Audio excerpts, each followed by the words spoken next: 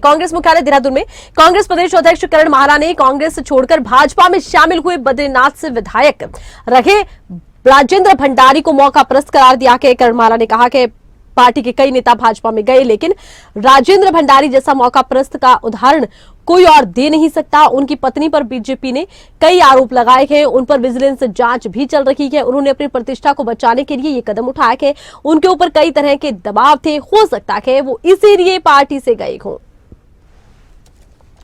जो बीजेपी में ज्वाइनिंग से 8 घंटे पहले बड़ी जोर जोर से दहाड़ रहे थे, बीजेपी के खिलाफ बयान दे रहे थे, 25-25 पेटी में खरीदे जाने का आरोप लगा रहे थे और वो अन्य कई किस्म का आरोप लगा रहे थे। इन पे 2012 में जो रजत यात्रा है उसके तहत इनके ऊपर आरोप लगे, जांच बैठी है और पत्नी के ऊपर भी पिछले 3 साल से वित्तीय अनियमितता के आरोप लग रहे हैं। ये कहा बीजेपी ने कि इनने टेंडर्स में जो लोएस्ट बिड थी उसको टेंडर ना देके अपने चहेतों को जो ऊपर बिड वाले थे उन लोगों को टेंडर्स दिए गए हैं।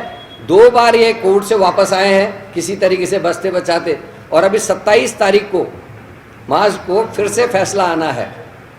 तो ये भी बहुत तेज़ी से उसमें मशीन में घुसे हैं। अब देखते हैं ये कितने स्वच्छ और निर्मल होकर निकलते हैं।